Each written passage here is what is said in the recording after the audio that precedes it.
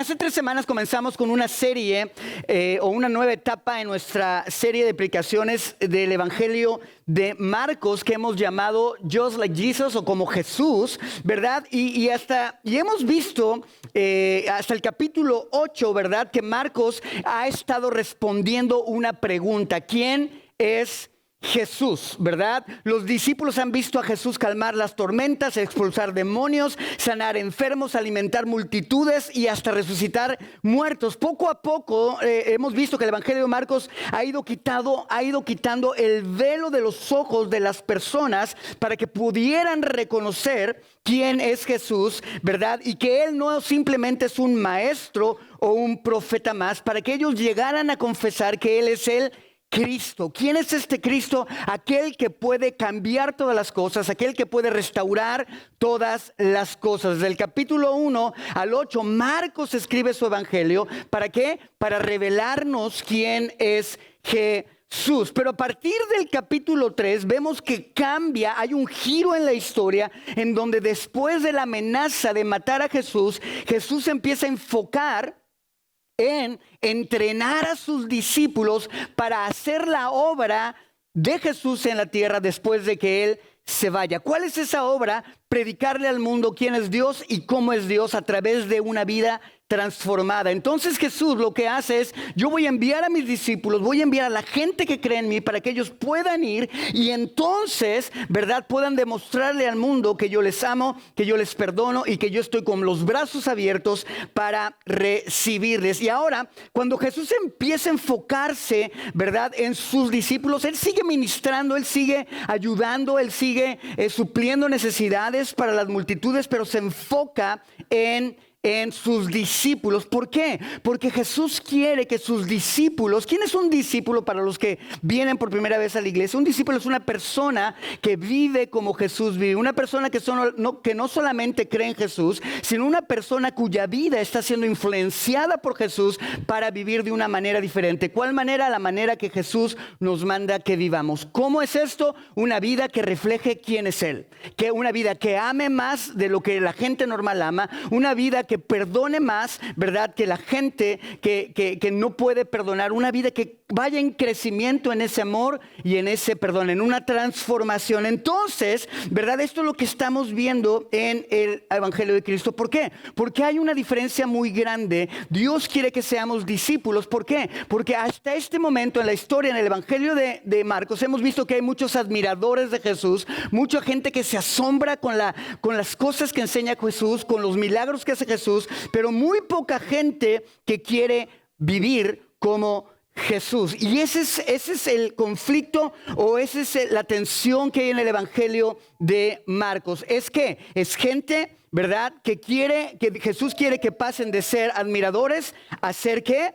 Personas que aprendan a vivir como Jesús. Y esta es precisamente la razón, ¿verdad?, por la cual esta serie se llama Like Jesus, como Jesús. ¿Por qué? Porque no simplemente queremos estudiar la vida de Jesús, sino queremos que tú y yo, queremos que aprendan y que yo aprenda, ¿verdad?, cómo podemos vivir como Él vivió. Así que hace 2 semanas, ¿verdad?, vimos que Jesús empieza reconociendo correctamente quién es Él. Viene Jesús y le pregunta a sus discípulos: ¿quién dice el mundo que yo soy? E inmediatamente le pregunta a Pedro: ¿y tú quién dices que soy? Y esa fue una pregunta que evaluamos hace 2 semanas y terminamos el sermón haciéndote la misma pregunta: ¿quién dices tú que Jesús es? ¿Quién es Jesús realmente para ti? ¿Un Dios que está muy lejano? ¿Un Dios que es cercano? ¿Un Dios que se preocupa por ti? ¿Un Dios que te ha rechazado? ¿Quién es Jesús? Pero no en base a lo que te está sucediendo, sino en base a lo que su palabra nos revela verdaderamente acerca de quién es Él. Un Dios que ama, un Dios misericordioso, un Dios de gracia, sí, un Dios justo, sí, un Dios de justicia, un Dios, ¿verdad?, que va a traer juicio, pero es un Dios que ama. Y eso es lo que Dios quiere que entendamos, que tengamos una revelación acerca de quién es Jesús. Así que hace 2 semanas la pregunta fue: ¿quién es Jesús para ti?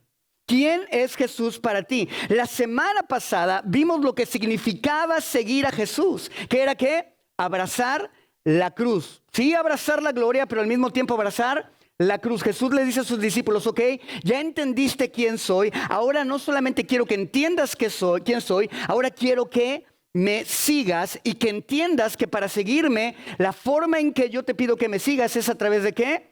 Tomar tu cruz, negarte a ti mismo y seguirme. ¿Qué significa tomar tu cruz y negarte a ti mismo? Significa empezar a pensar y a dejar que la verdad de Dios controle y renueve nuestra vida, nuestro entendimiento. ¿Me estoy explicando? Ahora, el día de hoy nos va a llevar a una pregunta mucho más profunda. No solamente va a ser quién es Jesús, no solamente nos va a hablar acerca de cuál es el camino de Jesús, como las últimas 2 semanas. Ahora vamos a hablar acerca de cuál era la manera de Jesús. Di conmigo, ¿cuál es la manera de Jesús? Di conmigo, ¿cuál es la manera de Jesús? Ahora, la manera de Jesús, cuando yo digo la manera de Jesús es cómo es que Jesús hacía las cosas. ¿De qué forma hacía las cosas? La manera de Jesús. ¿Qué hacía diferente Jesús a todos los demás? ¿Qué sostenía la vida de Jesús? ¿De dónde provenía la autoridad, verdad? Su paz, su obediencia, su poder. Y el pasaje que vamos a estar viendo el día de hoy, ¿verdad? Responde a esa pregunta de una manera increíble, ¿verdad? Como les dije la semana pasada, dejamos a Jesús en la cima de un monte. ¿Se acuerdan los que vinieron la semana pasada? Jesús sube a un monte y ahí Pedro, Jacobo y Juan, ¿verdad? Contemplan la gloria de Jesús. ¿Se acuerdan que lleva a estos 3 personas, los lleva al monte y en el monte se transfigura Jesús y resplandece, ¿verdad? Y muestra su gloria y hay una voz del cielo que le dicen, este es mi hijo amado, a él escuchar. Vieron la majestad de Dios. Fue una experiencia tan extraordinaria. Vimos la semana pasada que Pedro dijo, Señor, vamos a quedarnos aquí, porque esto está padrísimo, esto está hermoso. Vamos a hacer unas enramadas y aquí nos quedamos, Jesús. Te hago una tía, otra Moisés y otra Elías. ¿Qué te parece? Y la verdad, si somos honestos, a todos nos gusta ese tipo de gloria. Nos gusta estar en esos lugares donde todo es perfecto, donde la vida va bien, donde no hay problemas, donde las cosas te están saliendo como tú quieres que te salgan. Y ahí queremos quedarnos, ¿verdad? ¿Por qué? Porque todos disfrutamos esos momentos en el monte, ¿verdad? Cuando vas a una conferencia, cuando vas a un retiro, fui a Rise of Kings y Dios hizo cosas increíbles, mejor me quedo aquí a vivir, ¿verdad? A todos nos gusta eso porque Dios está haciendo esos campamentos, conferencias. Tal vez vienes un domingo y Dios hace una cosa impresionante en tu vida y dices, wow, yo quiero que este sentimiento y esta paz dure todo el tiempo, todas las semanas, ¿verdad? Pero vemos aquí algo importante. Jesús no les permitió que hicieran las tiendas. Les dijo, no, tenemos que bajar. Tenemos que bajar. ¿Por qué?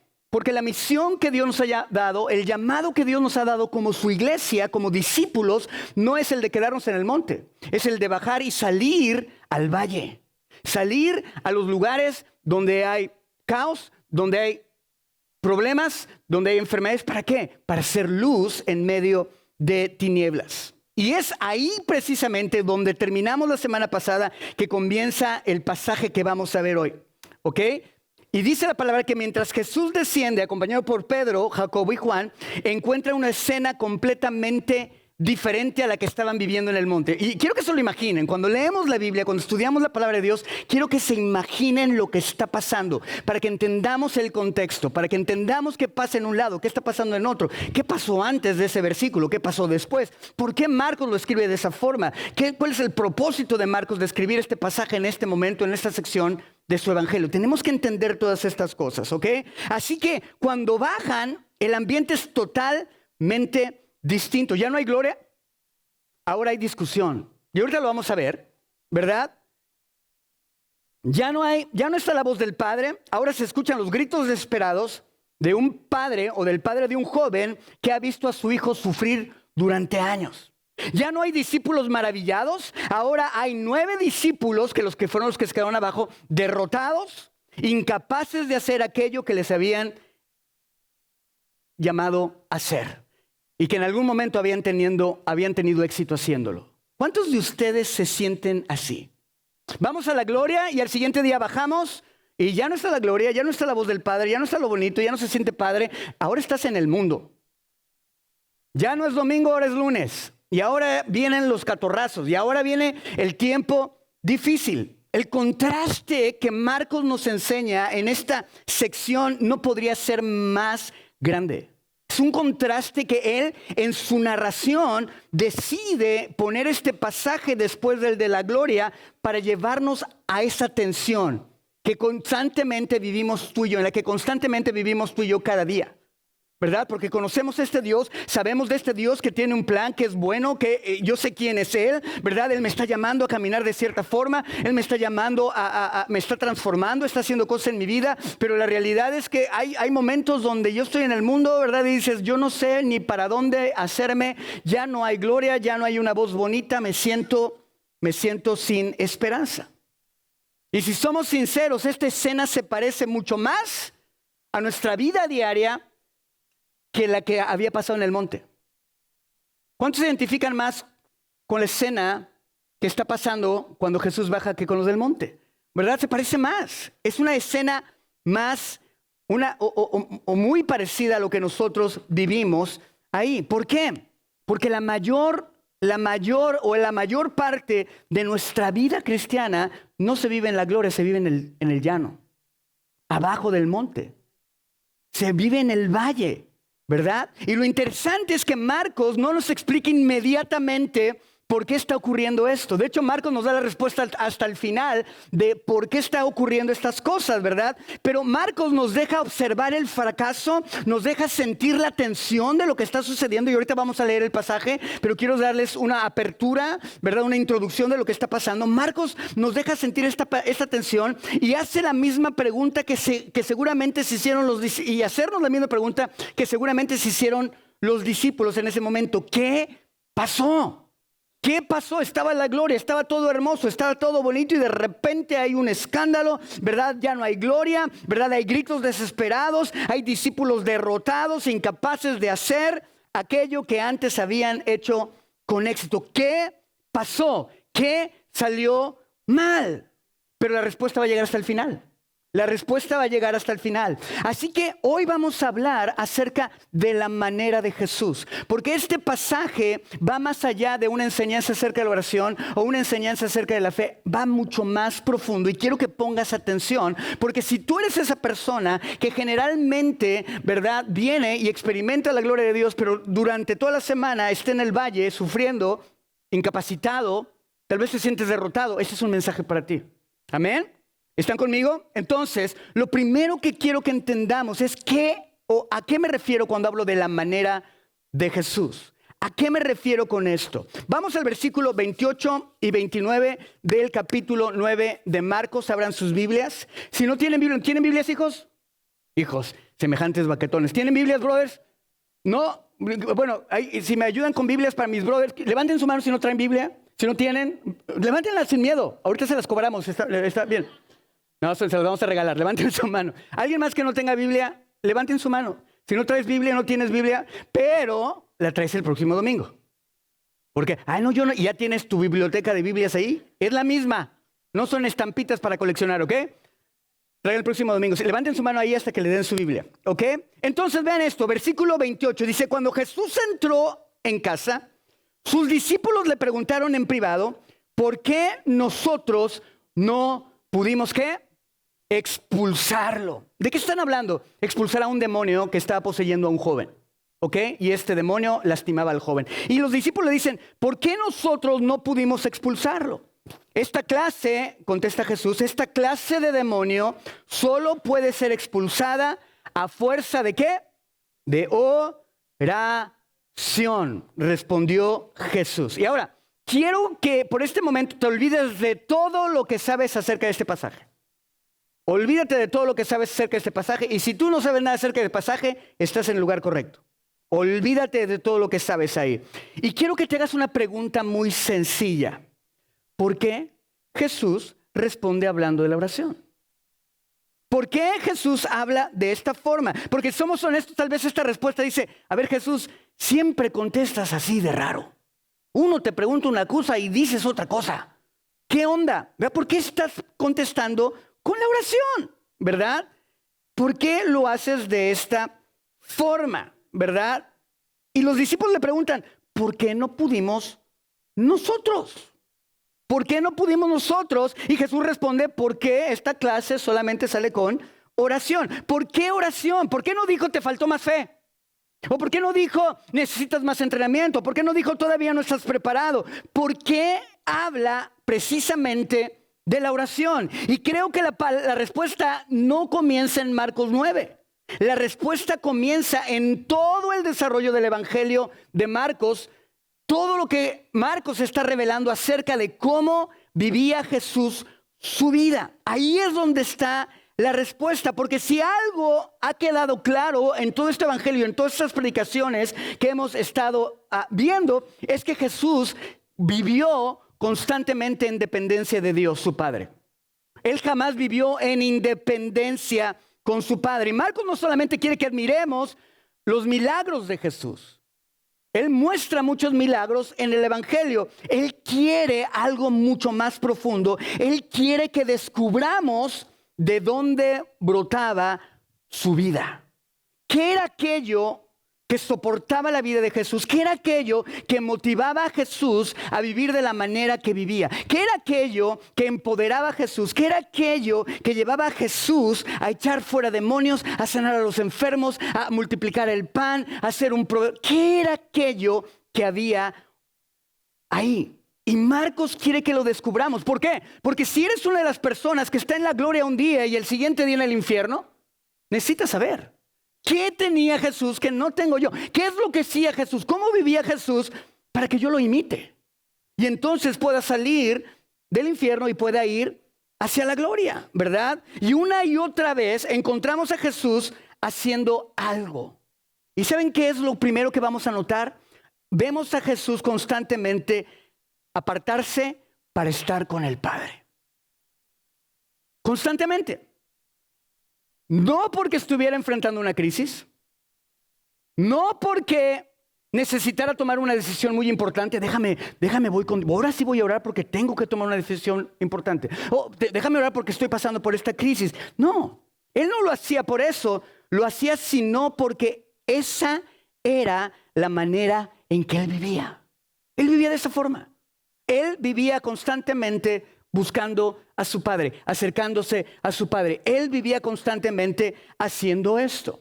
Y lo que tenemos que entender aquí es que la comunión con el Padre o buscar a Dios no era el recurso al que Jesús acudía ocasionalmente, como muchos de nosotros hacemos. Era el ambiente constante en el que desarrolló toda su vida y todo su ministerio o todo lo que hacía. ¿Qué significa la palabra ministerio? Para los que están oyendo esta palabra, ¿y eso qué es? Dios suplía cosas. La palabra ministerio es suplir algo a alguien que no lo tiene. ¿Cómo es entonces que Jesús hacía esto? Él vivía en constante relación con su Padre. Ese era el ambiente constante en el que desarrolló su vida y en el que, a través del cual él podía suplir todas las necesidades de la gente. ¿Están conmigo? Véanlo, y lo vemos en el Evangelio de Marcos, y no me quiero tomar mucho tiempo aquí, pero si se acuerdan cuando empieza, antes de que llegaran las multitudes, ¿verdad? Antes de que comenzara su ministerio en Galilea, ¿qué hizo Jesús? Dice la palabra, Marcos nos muestra que se paraba muy de madrugada, muy temprano para buscar al Padre. Él iba a orar muy de temprano. Lo primerito que hacía, aun si estuviera cansado, aun si se había ido a acostar tarde, lo primerito que él hacía, se paraba de madrugada e iba a buscar al Padre, iba a buscar a su Padre. Muy de madrugada, nos lo dice en Marcos capítulo 1, versículos 35. Muy de madrugada, cuando todavía estaba oscuro, Jesús se levantó, salió de la casa y se fue a un lugar solitario donde se puso, ¿a qué? A orar. Ahí estaba orando Jesús, constantemente. Y unos versículos después, ¿verdad? Pedro llega corriendo y le dice, Jesús, te está buscando la gente, por favor, que mira, que quiere que los sanes y que les alimentes y todas estas cosas. Y Jesús, ¿verdad? Le dice, ¿sabes qué? Vamos a otros lugares, vamos a otro lado, ¿verdad? ¿Por qué? Porque su agenda, la agenda de Jesús no era determinada por la necesidad de la gente, era determinada por la voluntad de su Padre. Y por eso Jesús tenía que estar en constante comunión con el Padre para tener constante dirección en su vida. ¿Cuántos de nosotros sentimos que no tenemos dirección o nos sentimos perdidos en nuestras vidas, en nuestros matrimonios, para con nuestros hijos, en nuestros negocios, en nuestra vida, como hombres, como mujeres? Cuando te sientas y dices, ¿qué está pasando en mi vida? Me siento perdido. ¿Por qué? Porque no estamos conectados al GPS que nos va a dar el destino, que identifica dónde estás y que te dice hacia dónde vas, que te dice qué tan roto estás y que te dice cómo Él quiere sanarte. Eso es lo que estábamos viendo, ¿verdad? Y este mismo patrón lo podemos repetirse una y otra vez en todo el Evangelio.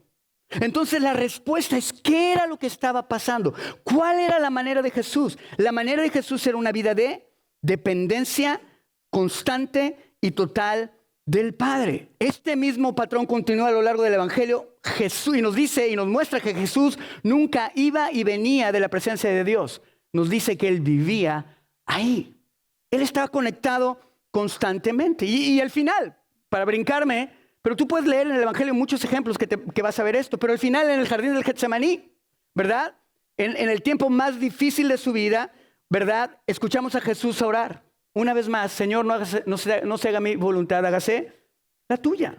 Y esta oración de Jesús no representa un momento aislado de su vida, representa la manera en que vivía, que había vivido desde el principio. Esto es lo que hacía Jesús. Él hacía eso. Es su forma. ¿Qué hace un chilango?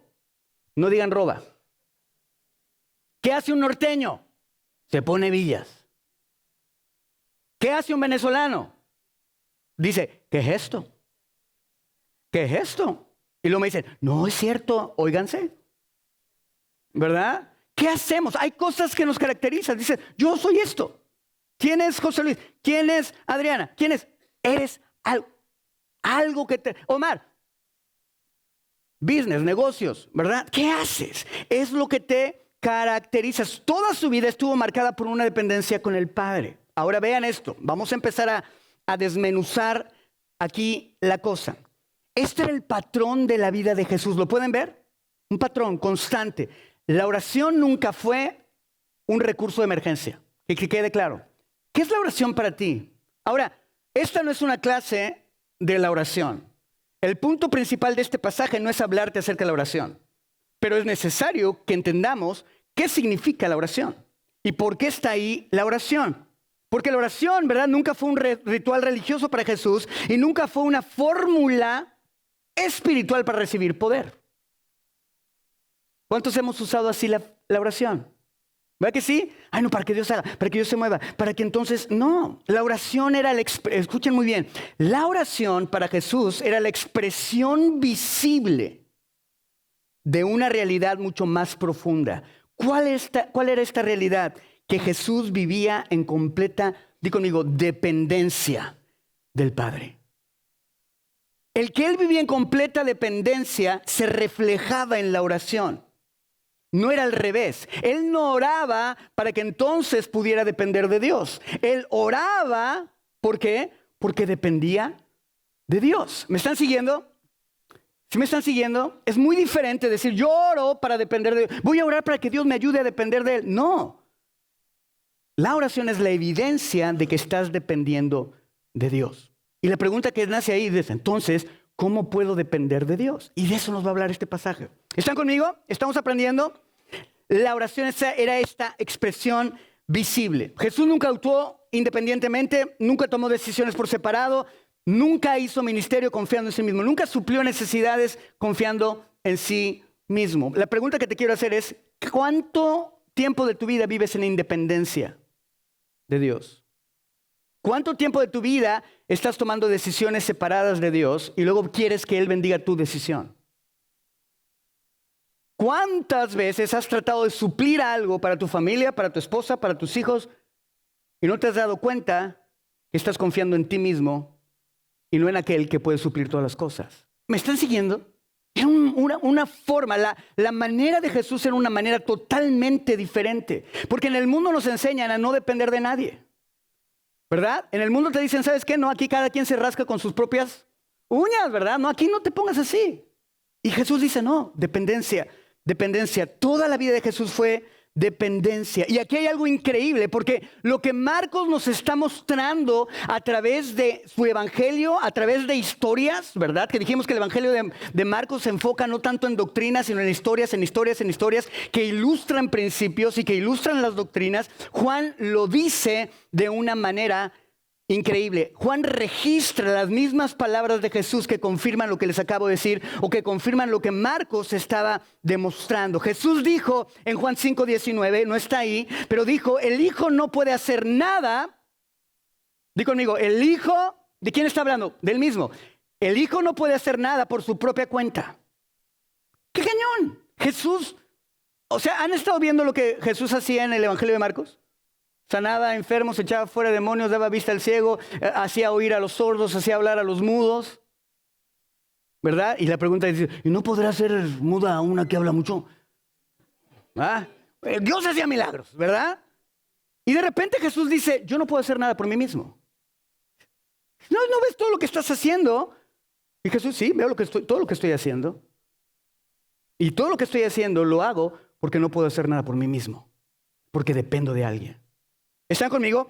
Hace solamente lo que ve hacer al Padre. Y en unos versículos más adelante, en el versículo 30 del capítulo 5 de Juan, dice, yo no puedo hacer nada por mi propia cuenta. Jesús lo declara, ¿verdad? Juan lo declara, ¿verdad? Y Marcos lo ilustra. Los dos evangelios están apuntando a la misma verdad, al mismo principio. Jesús nunca vivió independientemente del Padre. ¿Cuál es el propósito? Hasta este momento, una de las cosas que les he venido enseñando es que Jesús está formando a sus discípulos para que sean ¿qué?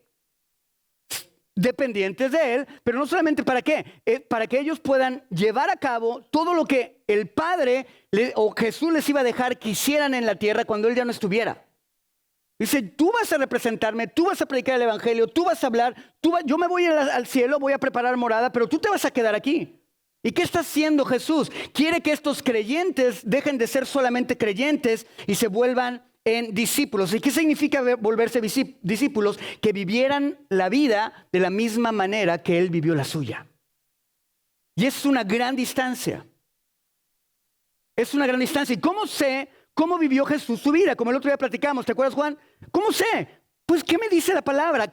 ¿Cuál es el parámetro que me va a decir cómo vivía Jesús? ¿Cuál es el parámetro que me va a decir qué es lo que no le gustaba a Jesús? ¿Cuál es el parámetro que me va a decir qué es lo que apreciaba Jesús? ¿Cuál es el parámetro que me va a decir con qué se goza Jesús? Su palabra. Porque Él revela todas las cosas a través de su palabra. Entonces, ¿qué tengo que hacer? Tengo que conocer su palabra para entonces imitar la forma en que Él vive.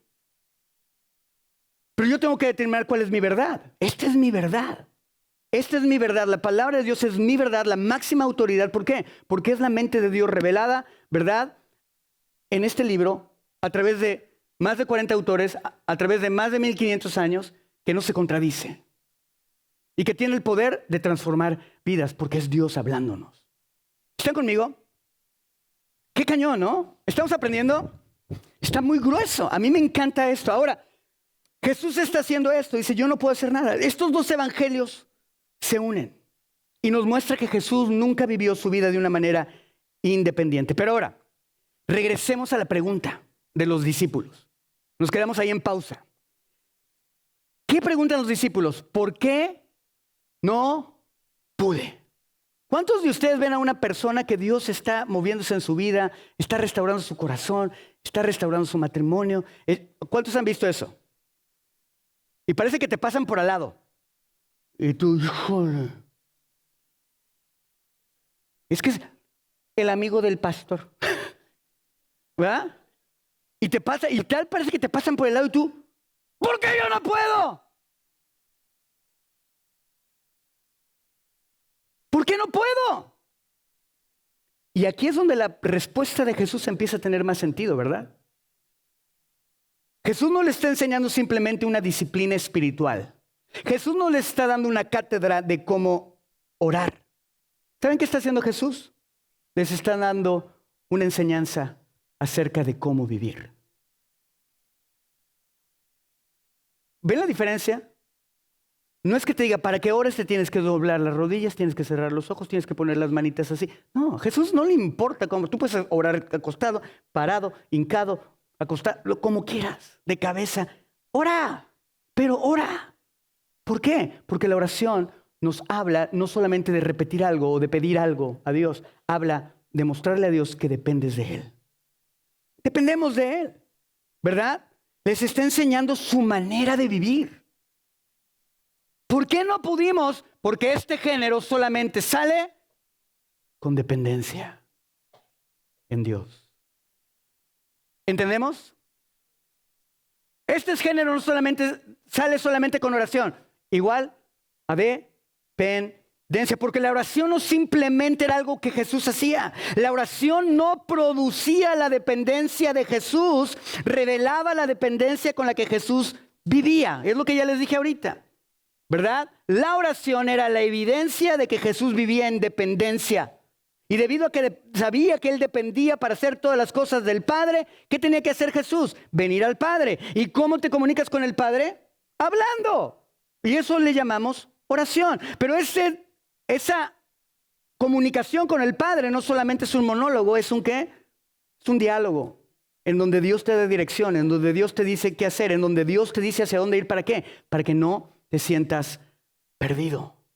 ¿Por qué yo no puedo? Era la expresión de una vida completamente dependiente del Padre. Por eso la oración en este pasaje no es una técnica para obtener poder, que muchas veces nos han enseñado que es una técnica para obtener poder. No es una fórmula para hacer milagros. No es la forma a través de la cual tú le doblas el brazo a Dios para que Él haga tu voluntad y deje de hacer la suya.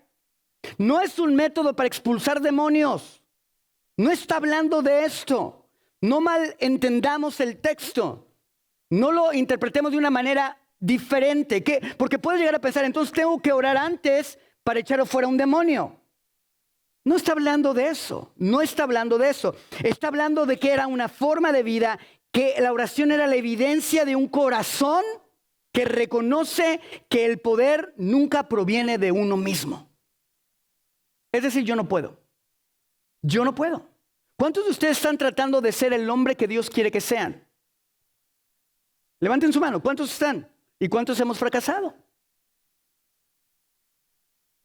¿Por qué? Porque tú crees que esforzándote más, entonces podrás hacer lo que Dios te manda hacer, cuando lo único que puedes llegar a hacer es frustrarte. Porque vas a caer una y otra y otra y otra vez. ¿Por qué? Porque la oración, ¿qué es? Es la evidencia de un corazón que reconoce, Señor, aún para ser el hombre que tú quieres que yo sea, te necesito. Te necesito. Te necesito para que me guíes, para que me hables, para que me digas, para que me aconsejes, para que me digas para dónde. Te necesito. Es entender que ese poder que necesito para hacer cualquier cosa proviene del Padre. Eso es lo que Jesús está diciendo.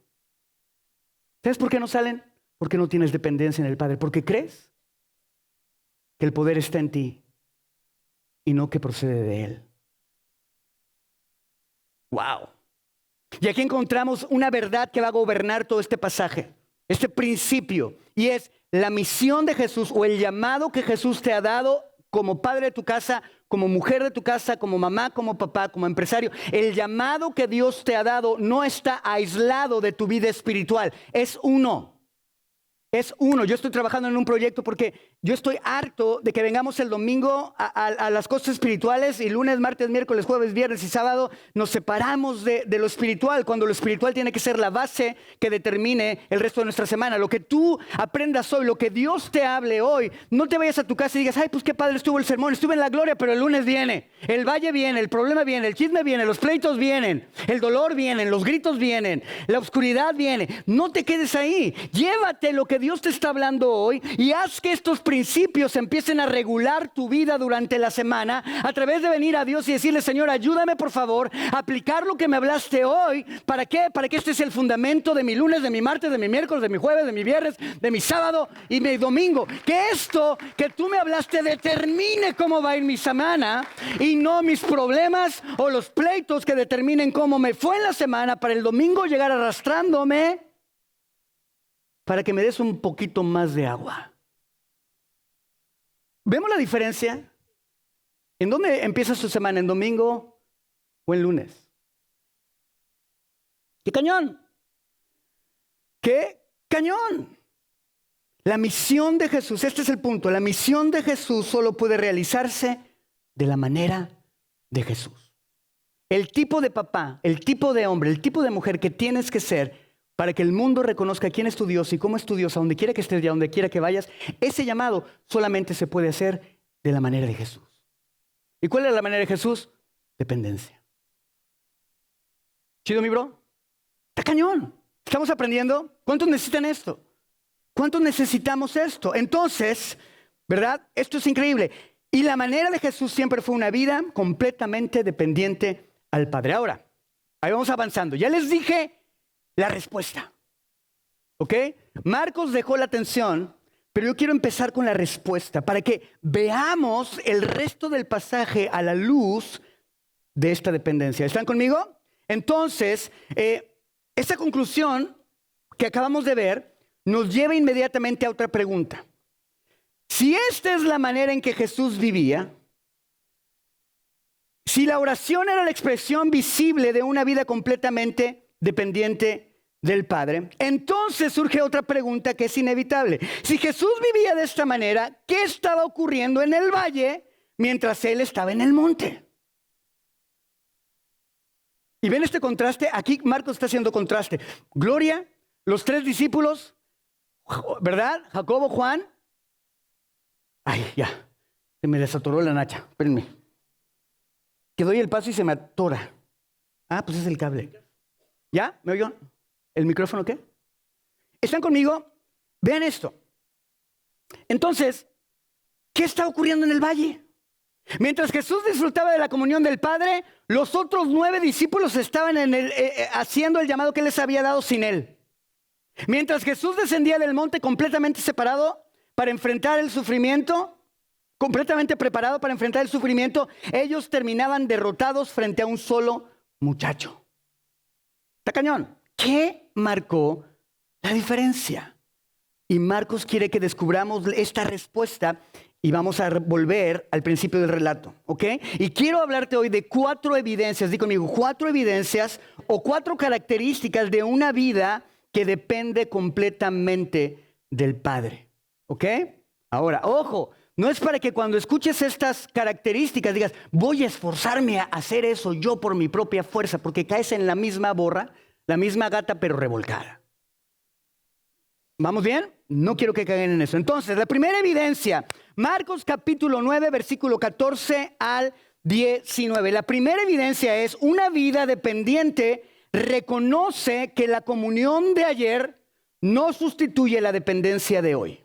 Dí conmigo, la comunión de ayer no sustituye la dependencia de hoy. Versículo 14. Cuando llegaron donde estaban los otros discípulos, vieron a su alrededor que había mucha gente y que los maestros de la ley discutían entre ellos. Tan pronto como la gente vio a Jesús, todos se sorprendieron y corrieron a saludarlo. ¿Qué están discutiendo con ellos?, les preguntó Jesús. Maestro, respondió un hombre entre la multitud, te he traído a mi hijo, pues está poseído por un espíritu que le ha quitado el habla. Cada vez que se apodera de él, lo derriba, echa espumarajos, cruje los dientes y se queda rígido. Le pedí a tus discípulos que expulsaran al espíritu, pero no lo lograron. Y ven qué dice Jesús. ¡Ah, generación incrédula! ¿Hasta cuándo tendré que estar con ustedes? ¿Hasta cuándo tendré que soportarlos? Ay, nanita.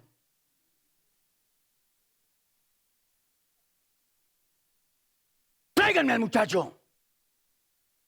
Y todos, hay un gatito que vive afuera de mi casa, que soy alérgico a los gatos, pero este gato me cae re bien. Le digo, tú me quieres matar, pero te amo. Me cae mejor que mi vecino de enfrente. Y siempre se mete al carro y salgo y le digo, ¿qué onda, gatito? ¿Cómo estás? Mau. Y me contesta, ¿cómo te está yendo en el día? Mau.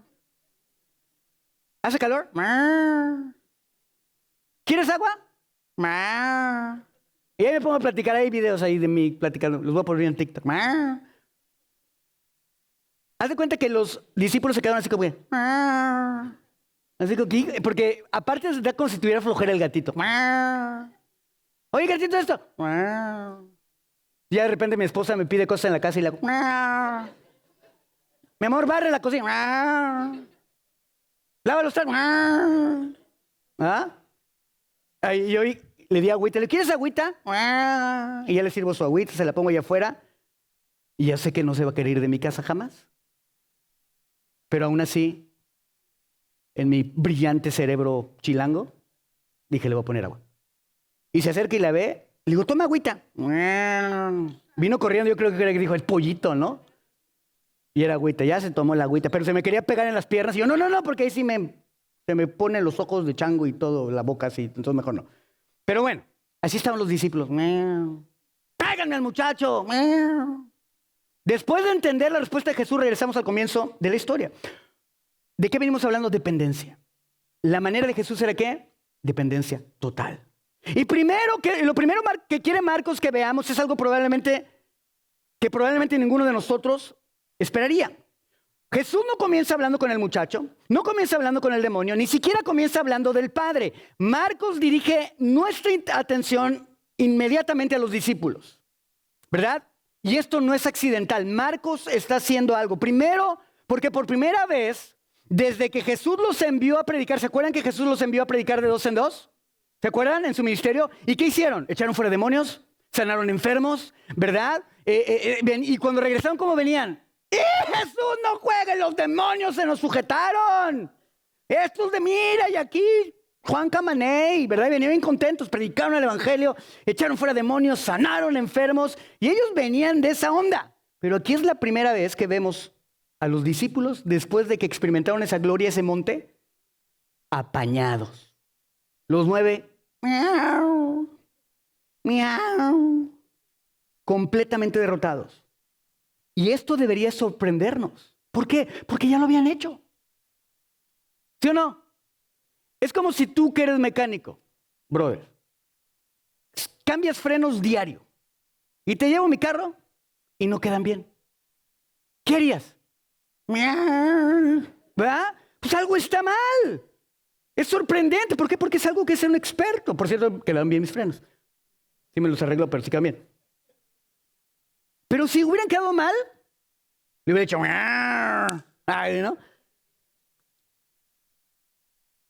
Esta no es la primera vez que lo hacen. Ya lo habían hecho antes. Ahí en Marcos 6 hacen esa cosa, ¿verdad? Por eso Marcos, cuando llega Marcos 9, la pregunta surge naturalmente, ¿qué pasó? ¿Pero qué te pasó? ¿Qué cambió? ¿Qué pasa con tu vida? ¿Qué cambió? ¿Qué onda? Ya no me sale igual. Fuera demonio, fuera demonio. ¿Qué pasó? ¿Cuál es el problema? Y sabemos que el problema no podía ser Jesús. ¿Están de acuerdo conmigo? El problema no era Jesús. Jesús seguía siendo el mismo. Tampoco el problema era la autoridad que Jesús les había dado para ir a hacer esos prodigios. El problema no era la autoridad de Jesús. La autoridad de Jesús no tenía fecha de caducidad. Tampoco podría ser esa autoridad. Ni siquiera podría ser el demonio que estaba dentro del joven que fuera mucho más fuerte que Jesús. ¿Estamos de acuerdo? Porque dentro de unos minutos más adelante vamos a ver cómo Jesús lo echa fuera. Entonces, la pregunta es ¿qué están bien metidos en la predicación? ¿Qué cambió? Dí conmigo, ¿qué cambió? ¿Qué cambia en mi vida cuando yo estoy en la gloria? ¿Qué cambia el lunes? ¿Qué cambió el martes? Oye, pero ayer estábamos llevándonos re bien mi vieja y yo, y el martes, híjole, se le metieron los demonios. ¿Ah? ¿Qué pasó? ¿Qué cambió? Y vemos que todavía Marcos no nos da la respuesta, simplemente quiere que sintamos el peso, el fracaso. ¿Cuántos lo hemos sentido en nuestras propias vidas? La frustración, el peso, el fracaso. Y lo hace pintando una escena impresionante. Dice, a ver, quiero que sientan el rigor. Y dice, mientras Jesús desciende del monte, después de haber estado en comunión con el Padre, los 9 discípulos están en medio de un completo desastre. Los escribas están discutiendo con ellos, las multitudes están observando, los discípulos se sienten fracasados y un muchacho continúa esclavizado por un demonio. ¿Puedes imaginarte la escena? Imagínense esta escena. Los escribas seguramente están aprovechando la oportunidad. A ver, pues no que Jesús era el Mesías. Mira, no puedes echar fuera al demonio. A ver, ¿qué onda? Y se los empezó a picudear los escribas a los discípulos. Pues no que mucho tilín, nada de paletas. ¿Verdad? No que solamente tus chicharrones truenan no. ¿No dicen ustedes que Jesús tiene autoridad sobre los demonios? ¿Por qué entonces ustedes no pueden? ¿Y qué hacen los discípulos? Los discípulos no tienen respuesta. ¿Qué pasa cuando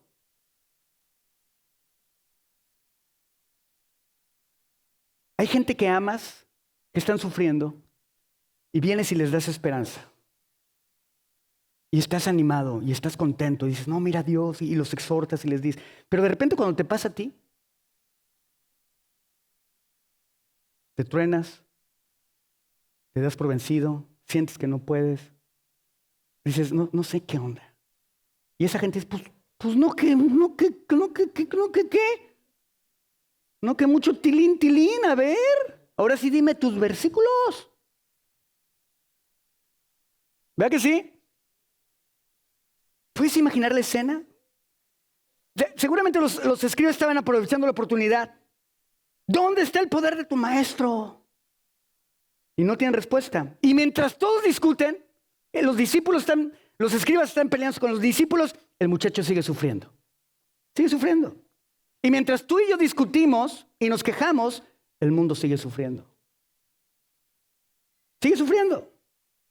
Y entonces llega Jesús. Y aquí Marcos vuelve a mostrarnos la manera de Jesús. ¿Cuál era la manera de Jesús número 1? Dependencia. Y ahora vemos la manera de Jesús una vez más. Jesús no entra en discusión. Jesús no llegó y decía, a ver qué tal, no, a ver, métete conmigo aquí, mira. No, Jesús ni se preocupa. Él no entra en la discusión, no comienza defendiendo a sus discípulos, no intenta ganar el debate de los escribas, ni siquiera comienza explicando por qué fallaron.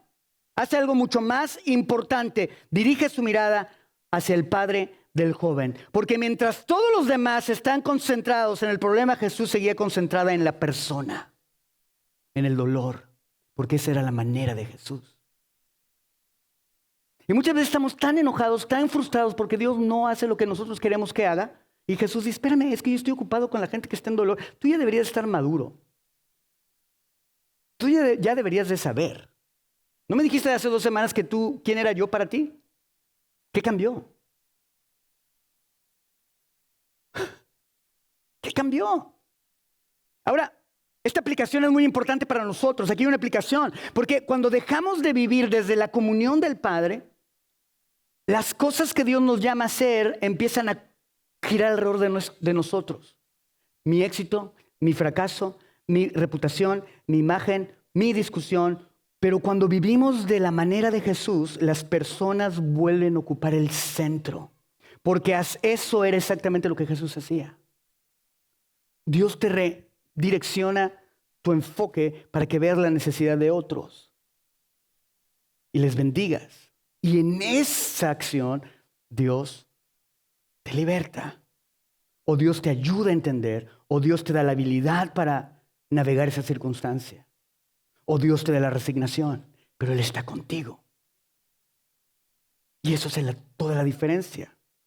Ahora volvamos una vez a la pregunta, ¿qué cambió? Marcos todavía no nos quiere responder. ¿Ese Marquitos?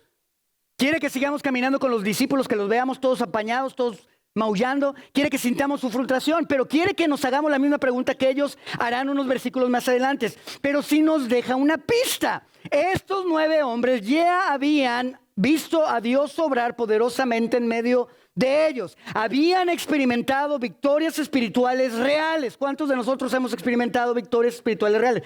Todos. Y sin embargo, esas victorias, escuchen muy bien, esas victorias no fueron suficientes para el desafío que ahora tenían delante. Y creo que aquí hay una advertencia pero muy seria para todos los que servimos al Señor.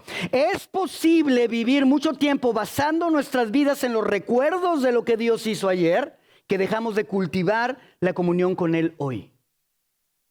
Vives de tus glorias pasadas. Ahora, no está mal. Tenemos que recordar lo que Dios ha hecho. ¿Para qué? Para que motive nuestra fe. Pero el problema es cuando te quedas habitando en las glorias pasadas y descuidas la presencia de Dios en el presente. ¿Qué es lo que nos está enseñando? Los discípulos habían hecho los milagros, habían echado fuera demonios, habían predicado, habían visto las maravillas de Dios, estaban súper admirados, estaban conmocionados por lo que había pasado y ahora están derrotados. ¿Qué pasó?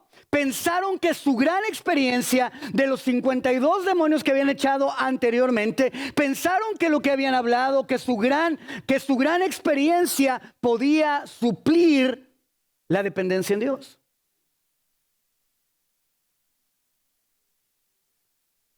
Los papás de las niñas Fernández, ¿qué tienen? ¿Están aquí? Dicen, no, se fueron a echar un café.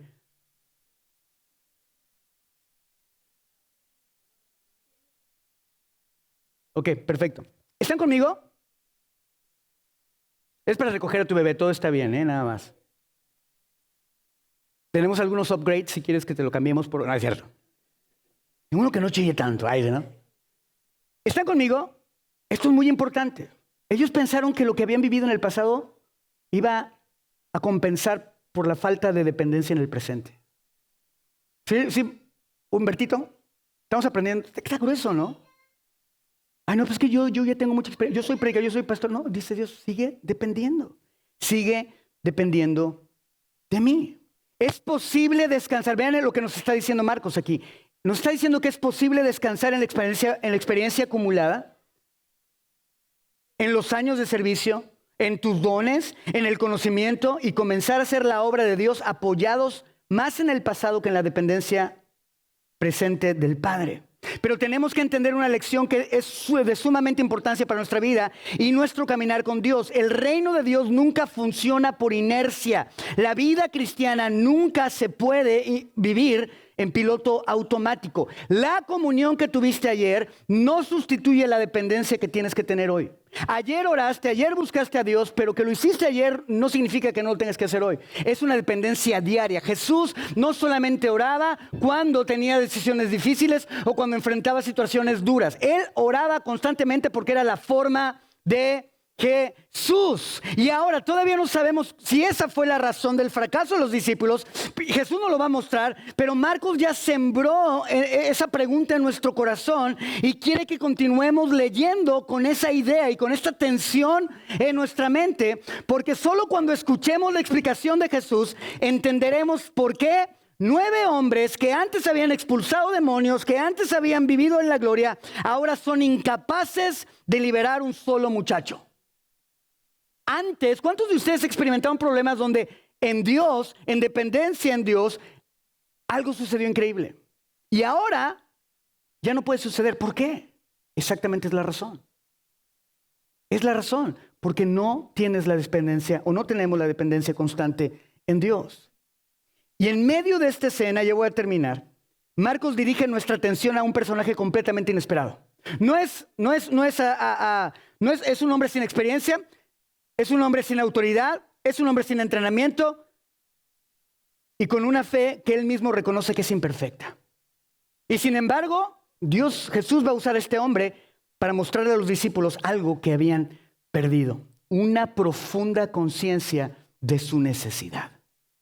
De su necesidad. Y paradójicamente Dios usa a este hombre, ¿verdad? Para usarlo, para enseñarnos cómo luce una vida que realmente depende en el Padre. Vean la segunda evidencia. Número 2, una vida dependiente reconoce su necesidad de Jesús. ¿Una vida dependiente qué? Reconoce su necesidad. Versículo 20, así que se lo llevaron al niño, al joven. Tan pronto como vio a Jesús, el espíritu sacudió de tal modo al muchacho que cayó al suelo y comenzó a revolcarse echando espumarajos. ¿Cuánto tiempo hace que pasa esto?, les preguntó Jesús al padre. Desde que era niño, contestó. Muchas veces lo he echado al fuego y al agua para matarlo. Si pueden hacer algo, ten compasión de nosotros y ayúdanos. ¿Cómo que si puedo?, le dice Jesús. ¿Cómo que si puedo? Para el que cree. ¿Cuántos saben ese versículo de memoria? Para el que cree, todo le es posible. Sí creo, exclamó inmediatamente el padre del muchacho y dijo, ¿qué? Ayuda mi poca fe. Entonces, ¿crees o no crees? Sí creo, pero ayuda mi poca fe. Vean esto. Vean la escena. Vean cómo se está desarrollando. Después del fracaso de los discípulos, Marcos introduce a este hombre, ¿verdad? No es uno de los 12, no es uno de los escribas, no es un líder religioso, es un padre. ¿Cómo está el padre? Desesperado. Desesperado. Y esto no es casualidad. Porque mientras los discípulos viven una experiencia de éxito ministerial, este hombre absolutamente no tiene nada para ofrecer.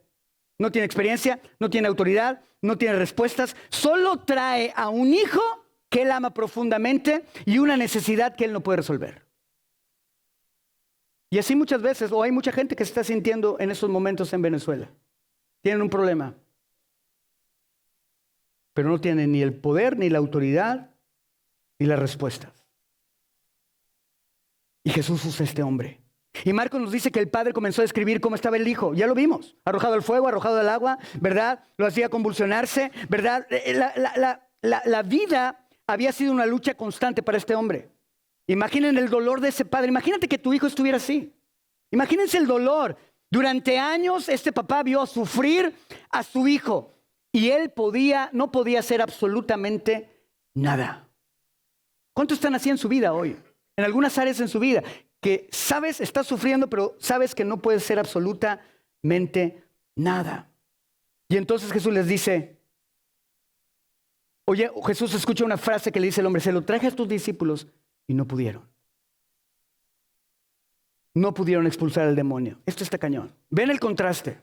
Y aquí es algo que tenemos que entender en la narración de este pasaje.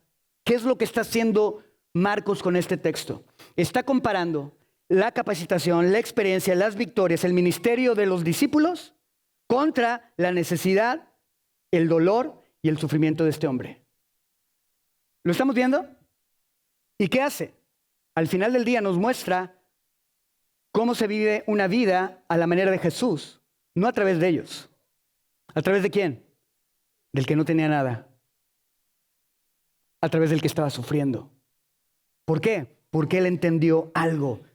No tengo lo que se necesita. Tengo necesidad. Tengo necesidad. Y Jesús le responde, oh generación incrédula, ¿hasta cuándo estaré con ustedes? ¿Y a quién le está diciendo? A todos los que están ahí, no solamente al hombre, le está diciendo a todos. A los discípulos, a los escribas, a la multitud, a todos. Porque todos reflejamos la misma necesidad.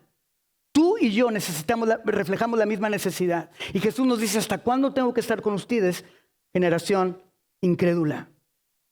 ¿Y qué nos está diciendo? Todos necesitamos conocer más profundamente quién es Jesús. Entonces se ocurre este diálogo. Si puedes hacer algo, por favor, sánalo. Y Jesús, ¿cómo que si puedo? O sea, hello. ¿Con quién estás hablando? Todo. Pero Jesús no le dice, ¿cómo que si puedo? Yo soy Jesús. Le dice, no, ¿cómo que si puedo? Todo es posible para el que cree. Todo es posible para el que cree. Entonces, vean a Jesús. Primero habla de la oración y después habla de ¿qué? De la fe. Pero ahora la fe que nos introducen en este pasaje no es una fe perfecta, es una fe imperfecta. Porque la fe que podía tener este hombre era imperfecta. Dice, ayuda a mi incredulidad. Pero está cañón. Jesús no está simplemente corrigiendo una expresión del hombre. Está llevando a este padre de este muchacho a contestar la pregunta que tuvieron que contestar sus discípulos en Cesarea de Filipo. ¿Quién dices tú que yo soy? Jesús está llevando al padre y dice, ¿cómo que si puedo? Pues ¿quién crees tú que yo soy? ¿Soy el Jesús que puede cambiar a tu hijo, sanar a tu hijo, liberar a tu hijo? ¿O soy el Jesús que no puede hacer nada? ¿Quién dices tú que soy? ¿Quién dices tú que soy? Esta es la pregunta que está haciendo Jesús, porque la verdadera pregunta nunca fue, ¿puede Jesús? Esa no era la pregunta correcta. La verdadera pregunta siempre ha sido, ¿reconozco realmente quién es Jesús en mi vida? Y de ahí venimos. Capítulo 8, versículo 37. ¿Quién dice la gente que soy yo? Pero ustedes, ¿quién dicen que soy? Y de ahí vuelve a traerlo Jesús a colación y dice, pues ¿quién crees que soy? ¿Quién soy yo para ti? ¿En dónde has puesto tu fe? ¿O en quién has puesto tu fe? Y entonces escuchamos una de las declaraciones más sinceras de toda la Biblia. Creo, pero ayuda a mi incredulidad. Creo, pero ayuda a mi incredulidad. Y me encanta esta respuesta que debería convertirse en nuestra oración cada día. Señor, yo creo en ti, pero ayuda a mi incredulidad. ¿Por qué? Porque este hombre no intenta impresionar a Jesús, no pretende tener una fe perfecta, no esconde su lucha, simplemente abre su corazón delante del Señor y dice, te necesito. A esto que estoy enfrentando no puedo hacer nada en contra de ello. Pero el problema es aquí que buscamos a Jesús solamente ¿cuándo? Cuando enfrentamos situaciones donde no podemos hacer nada. ¿Y cómo vivía Jesús? ¿Cuál era la manera de Jesús? Totalmente, diariamente, en las cosas difíciles y en las cosas fáciles. ¿Vemos la diferencia? ¿Vemos por qué o qué es lo que está pasando en nosotros? ¿Por qué estuve en la gloria el domingo y ahora me siento del nabo? Así decimos en México, o sea, muy mal. ¿Por qué? ¿Por qué estuve en la gloria y ahora me siento tan mal? Porque solamente buscas a Dios cuando te va mal. Y no dependes de Él constantemente.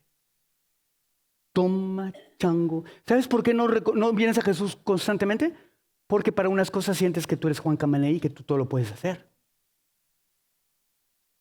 Porque sientes que para esto, no, para estas decisiones de mi negocio, yo sé que tomar decisiones. No, yo no tengo que orar para ver si Dios quiere o no quiere. Yo tomo mis decisiones. Y Señor, bendice mi negocio, por favor, y bonito y con mucho.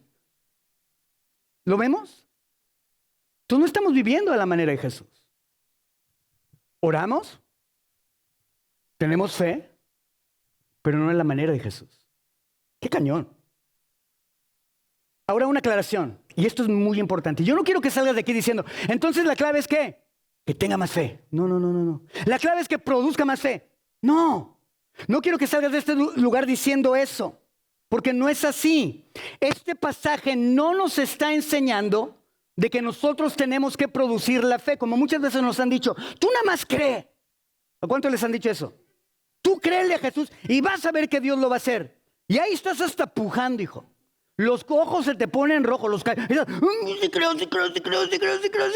No lo hagas después de comer porque puede pasar un accidente, pero estás hasta pujando, yo creo, y te esfuerzas por generar fe, te esfuerzas por producir fe, te dicen, ¿y cómo estás? Y estás del nabo, te sientes súper triste, estás súper deprimido, muy bien, gloria a Dios.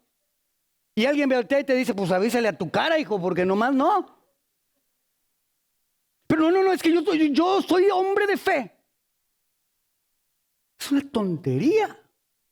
Jesús no está enojado con que reconozcas que estás triste, que tienes dudas, que tienes problemas. Dios no se enoja por eso. Se enoja cuando vas a una fuente equivocada para resolver tus problemas y resolver tus dudas. Eso sí. Y vean esto. La escritura, la palabra de Dios nos dice que la fe es un regalo de Dios. No es algo que tú produzcas. Es algo que madura, es algo que crece. Eso sí. Pero Jesús no quiere que produzcas tú la fe. Es Dios quien toma la iniciativa. Él te dio la fe para que cuando escucharas el mensaje del Evangelio respondieras de la manera que tú quisieras a eso. Pero Él te dio la fe para creer. Aún Él decide revelarse a ti. Él te trajo aquí para que escucharas este mensaje hoy. ¿Por qué? Porque es su voluntad. Porque a Él le plació. Es Dios quien nos concede creer en Cristo. La fe que hemos recibido es perfecta porque su fuente es Dios mismo. Entendamos algo, la fe que Dios te dio, si Dios nos regala fe, ¿cómo crees que es el regalo de Dios para tu vida? El Dios que lo tiene todo, que lo puede todo, que lo sabe todo, el Dios del universo, dueño de todas las riquezas, ¿cómo te va a dar la fe? ¿Qué tipo de fe te va a dar? Una fe perfecta. Entonces, ¿por qué yo no creo perfectamente? Y esa es la pregunta, ¿sabes por qué? Porque aunque la fe y el regalo de Dios es perfecto, nuestra mente, nuestro corazón todavía está siendo moldeado, cambiado, sanado, y estas heridas y estas situaciones que hemos vivido, ¿verdad?, nos hacen usar esta fe perfecta de una manera incorrecta. Por eso el hombre puede decir, creo, porque tú me has dado la fe, pero ayuda a mi incredulidad, porque mis heridas, mis experiencias, las situaciones que he vivido, las heridas que me han hecho, me lleva a dudar. Ayúdame a creer. Ayúdame en mi incredulidad. Está cañón.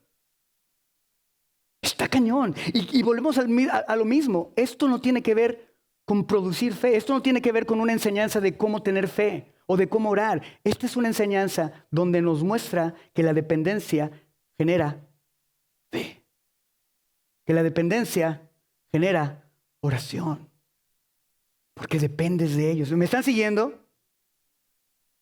Y es por eso, sin embargo, aunque esta fe es perfecta, nosotros seguimos respondiendo a este don desde una humanidad que está siendo transformada. Nuestro entendimiento todavía necesita ser renovado. Nuestro corazón todavía tiene que ser sanado. Nuestra voluntad todavía necesita aprender a someterse al plan de Dios. ¿Lo estamos viendo? Y eso afecta la fe. Y es por esta misma razón que el Padre puede decir, al mismo tiempo creo, también ayuda a mi incredulidad. No porque el don de Dios sea imperfecto, sino porque Él reconoce honestamente que todavía existe una batalla dentro de su corazón. Y esto es precisamente lo más hermoso e increíble de esta escena. El Padre no le pide a Jesús que le conceda otra fe. Es que si yo tuviera la fe de Almita, no. Otro gallo me cantara. El hombre no le dijo, Señor, cámbiame la fe. Porque la fe es perfecta. Dice, ayúdame incredulidad, sáname, levántame, consuélame, porque eso es lo que está dañando. Le pide que transforme aquello que todavía se resiste a vivir plenamente de acuerdo con la fe que Dios ya ha despertado en él. Qué diferencia, ¿no? No está tratando de fabricar fe, está llevando toda su lucha a Jesús. ¿Vemos esto? Y esa es la enorme diferencia entre este hombre y los discípulos. Los discípulos siguen preguntando, ¿por qué yo no pude? Su atención está en ellos, su ego, su éxito, su ministerio, su capacidad. Me dejaron en ridículo. Pero el Padre solamente dice, necesito que tú hagas lo que yo jamás podré hacer. ¿Cuántos de ustedes, cuando escuchamos la palabra de Dios, llegamos a un punto de decir, eso yo jamás lo podré hacer? ¿Cuántos? ¿Y sabes qué? Felicidades. Porque estás a un paso más adelante que los que creen que ellos sí pueden hacerlo. Porque ahí estás reconociendo que tú no puedes y necesitas de Dios para hacerlo. Esto está muy cañón. Esto es dependencia. No porque el hombre haya producido una fe extraordinaria, sino porque la fe que Dios había despertado en él lo condujo a descansar completamente en Cristo. Y este sigue siendo una de las evidencias más hermosas de la vida dependiente. No esconder nuestra necesidad delante de Dios, sino correr hacia Él precisamente porque sabemos que Él es suficiente. Y vean esto, me encanta esto, porque la dependencia nunca mira primero la fuerza de tu fe. ¿A cuántos les han dicho o a cuántos han oído a algunas personas que les dicen, es que el milagro que Dios te dijo no te ha llegado porque te falta fe? ¿A cuántos nos han dicho eso? ¿Cuántos lo han escuchado? A mí me lo dijeron muchas veces. Es que te falta fe. Es que tu fe no es tan fuerte. ¿Cuántos han estado ahí? ¿Verdad que sí? ¿Y qué te están diciendo? Una tontera que no es bíblica. No es bíblica. La dependencia nunca mira primero la fuerza de nuestra fe. La dependencia siempre mira la suficiencia de Cristo. No se trata de qué tanta fe tengo, se trata de qué tan cerca estoy de Cristo. Y de qué tanto sé quién es Él para mí. ¿Quién dices tú que soy? Tú eres totalmente suficiente para suplir todo lo que necesito. Tú eres totalmente suficiente. Tú eres. El punto de este pasaje no es la cantidad de la fe del Padre. Cuando hablan del grano de mostaza, si tuvieras fe como un grano de mostaza, generalmente cuando lo predican, dicen, se trata del tamaño de la fe. Era una fe muy pequeñita, pero esa fe pequeñita podía mover montañas. No está hablando del tamaño de la fe, porque entonces está contradiciendo lo que el contexto en este pasaje nos está enseñando. No se trata del tamaño de la fe, se trata de la cualidad de la semilla. Y aquí lo está diciendo Jesús. No se trata de la cantidad de la fe que tengas. Dios ya te dio la medida de fe que necesitas. A todos Dios nos ha dado una medida de fe. El punto es la identidad de Jesús. ¿Quién es Jesús para ti? Si tú puedes, si tú quieres, puedes sanarlo. ¿Cómo que sí puedo? Pues ¿quién soy yo para ti? ¿Soy suficiente o insuficiente? ¿Soy un entretenimiento los domingos o soy el Rey de Reyes y Señor de Señores sobre tu vida? ¿Soy una emoción donde vas al monte y bajas y vives en fracaso, donde vives derrotado? ¿O soy el Rey de Reyes que te lleva de gloria en gloria, de triunfo en triunfo y de poder en poder? ¿Soy aquel que te levanta cuando caes? ¿Soy aquel que está contigo, tu escudo y tu galardón? ¿Soy aquel que saca su espada y te defiende con su brazo desnudo? ¿Quién soy yo para ti? No se trata acerca de la cantidad de fe. Deja de tratar de crecer tu fe en tus fuerzas para que entonces Dios haga algo. No es el punto. Ahora sí tenemos que crecer en la fe, porque Dios quiere que maduremos en nuestra fe. Y la fe viene por el oír, y el oír ¿qué? La palabra de Dios. Pongo mi fe en lo que Dios dice. Claro que tenemos que hacer eso, pero este pasaje no está hablando y nos está liberando de esa idea de que tengo que tener más fe, y pues como no puedo tener más fe, pues ya me amolé. No se trata de eso. Se trata de que entendamos quién es Jesús. El Padre llega con una fe pequeña, con dudas, con mucha lucha. ¿Cómo estaría el papá? Si ve a su hijo deprimido, triste, casi muerto, revolcándose en el suelo, ¿cómo estaría el papá? Pero finalmente dirige esa fe a la persona correcta, el papá. Esto es muy importante. Porque la eficacia de la fe nunca depende principalmente de la fuerza de quien cree. ¿Queda claro? La eficacia de tu fe no depende de la persona que lo cree. No depende de ti. ¿Queda claro? Sé libre. La eficacia de tu fe no depende de ti. No depende de ti. Depende de la grandeza de aquel en quien crees. No se trata de la grandeza de la fe o el tamaño de la fe que tengo. Se trata de la grandeza de aquel en quien deposito mi fe.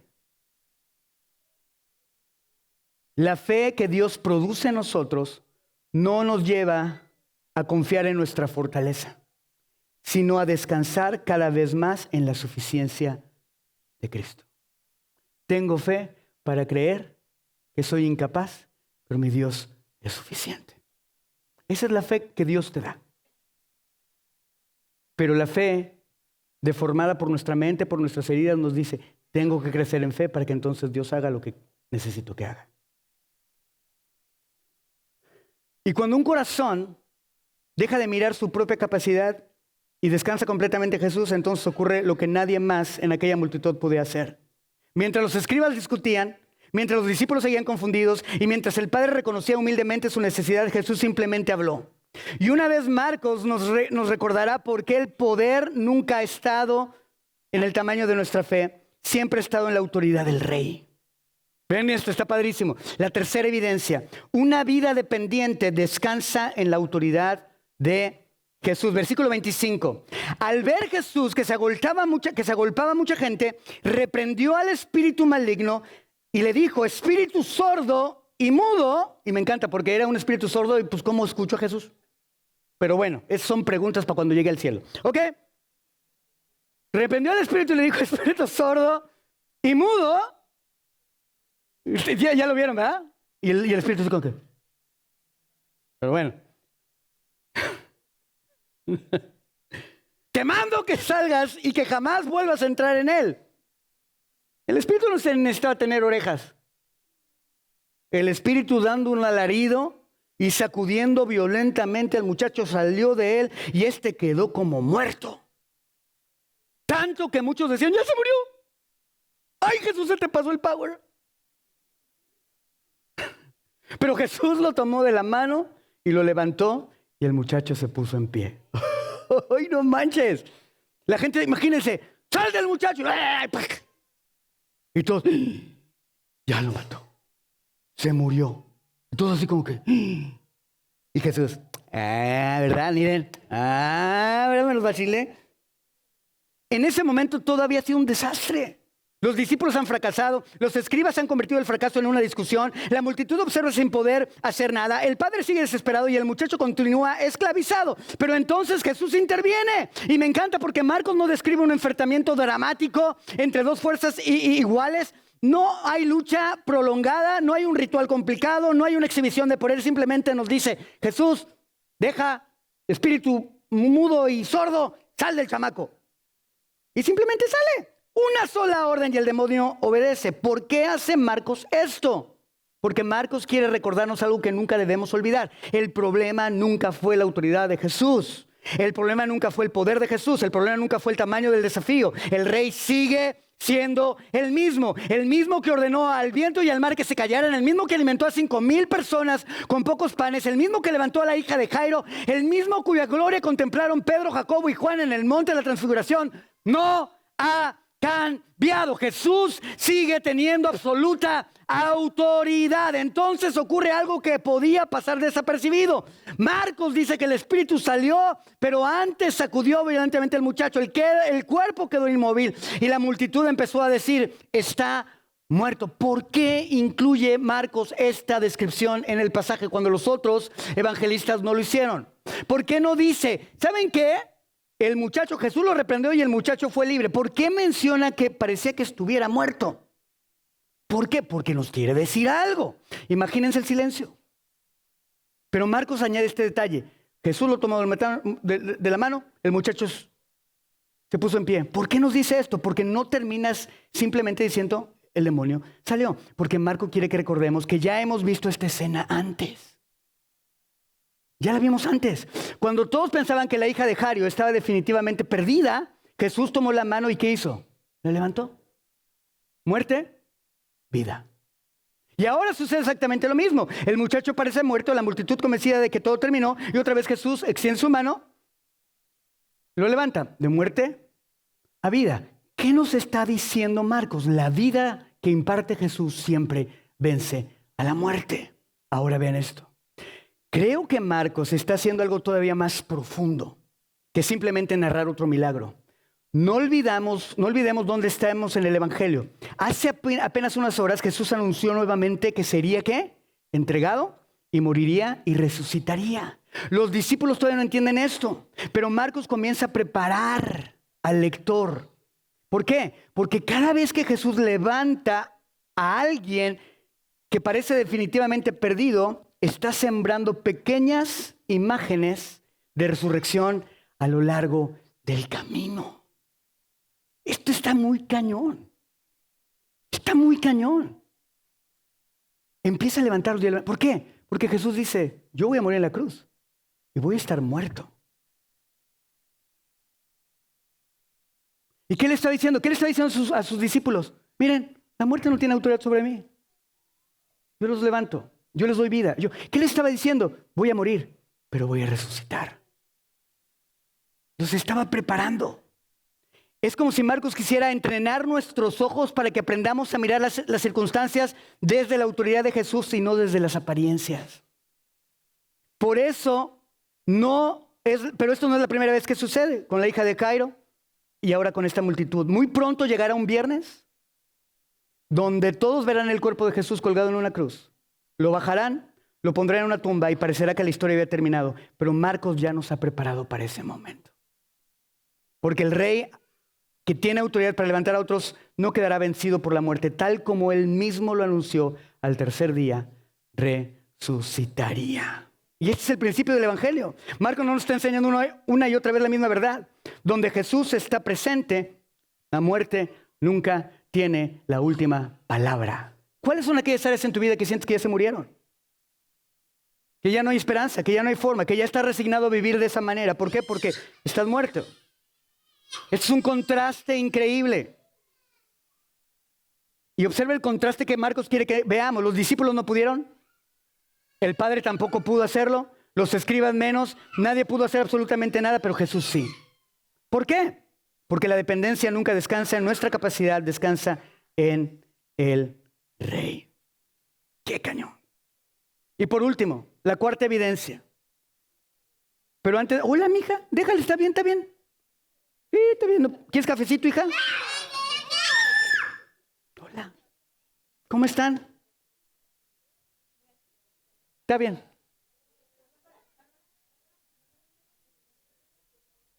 Ay, Bárbara. Bárbara.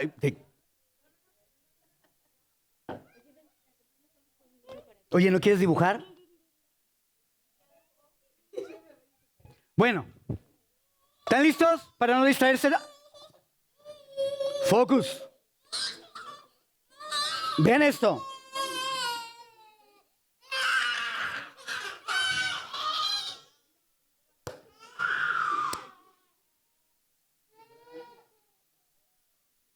¡Mau!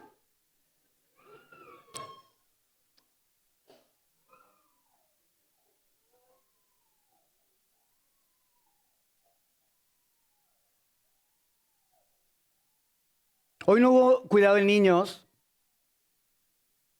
pero el próximo domingo sí hay.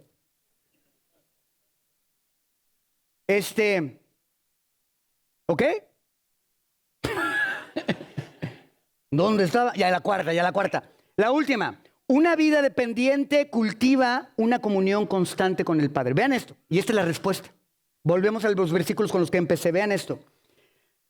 Antes de que lleguemos aquí, todavía hay una pregunta.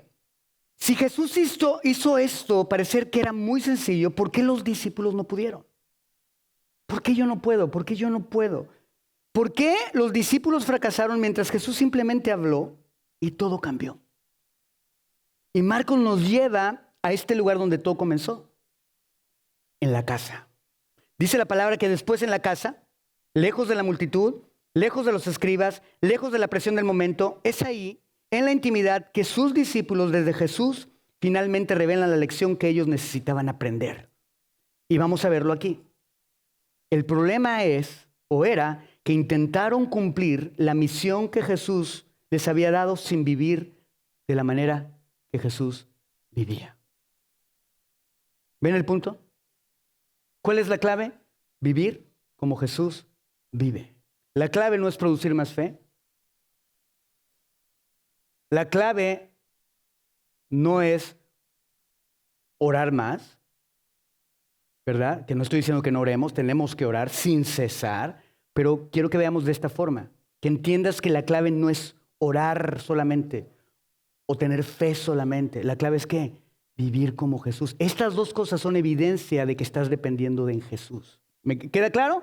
No estoy diciendo que no ores, no estoy diciendo que no madures en tu fe, estoy diciendo que no te centres en que estas son las claves para hacer lo que Dios te ha llamado a hacer.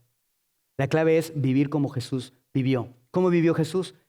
Dependiendo constantemente en Dios. Versículo 28. Cuando Jesús entró a la casa, sus discípulos le preguntaron en privado, ¿por qué nosotros no pudimos expulsarlo? Esta clase de demonios solo salen con fuerza de oración. Jesús respondió. Después de la multitud se ha ido, después de que los muchachos han sido restaurados, Marcos los lleva nuevamente a este lugar, a un lugar muy familiar. Y no es la primera vez que esto ocurre. A lo largo del Evangelio vemos a muchas multitudes que ven milagros, pero es en la casa, en intimidad, donde Jesús forma a sus discípulos. ¿Es en dónde? En la intimidad. Tú puedes venir aquí con las multitudes, ¿verdad? A escuchar de Jesús, pero en tu casa. En la intimidad es donde Jesús te forma, donde Jesús forma a sus discípulos. Porque Jesús no solo estaba impresionando multitudes, estaba preparando a estos discípulos para que continuaran su misión. Entonces la pregunta es, ¿por qué no pudimos expulsarlo? Y Jesús les dice, ¿por qué solamente salen con oración? Después de todo lo que hemos visto en este pasaje, entendemos que Jesús no estaba enseñando una técnica para expulsar demonios, no estaba enseñando una técnica para orar, ni estaba enseñando una técnica para tener más fe. Nos estaba enseñando ¿qué? Cómo vivir. Di conmigo, ¿cómo vivir? ¿Verdad? ¿Cómo vivir? Durante casi 3 años, cuando surgía un problema, los discípulos buscaban a Jesús. Ahí estaba Jesús. Podían preguntarle, podían observarlo, podían depender de su presencia física, pero muy pronto todo esto se acabaría. Jesús iría a la cruz, resucitaría y descendía al Padre. Entonces, ¿cómo continuarían la misión? Y la respuesta de Jesús es muy sencilla. Ellos deberían de vivir su vida como Él vivió la suya, dependiendo del Padre. Ese es el punto. Porque la oración no aparece aquí como una técnica para hacer lo que Dios nos ha llamado a hacer. Aparece como la expresión de una vida que permanece en comunión con Dios. Jesús nunca vivió independientemente del Padre. Toda su vida brotó de una comunión constante. Ahora tú dices, híjole, José Luis, pero es bien difícil tener una comunión constante con Dios. Pero entonces, ¿qué reconozco? Señor, yo no puedo. Dependo de ti para que tú me lleves a entrar en comunión contigo. Yo me dispongo. ¡Qué cañón! Y esa es nuestra necesidad hoy. Podemos tener años de experiencia, podemos tener conocimiento bíblico, podemos tener dones, habilidades, pero nada puede sustituir tu comunión constante con Dios. Porque el llamado de Dios para el cristiano nunca fue diseñado para sostenerse sobre la capacidad del discípulo. Tú y yo no podemos hacer lo que Dios nos ha llamado a hacer. Yo no puedo ser el esposo que Dios me ha llamado a ser, el papá que Dios me ha llamado a ser, el pastor que Dios me ha llamado a ser, el predicador que Dios me ha llamado a ser, el hombre de negocios que Dios te ha llamado a ser. Tú no puedes hacer lo que Dios te ha llamado a hacer por ti mismo. Entendámoslo de una vez. La oración es el secreto en el ministerio, es la evidencia de que tu vida depende de Cristo.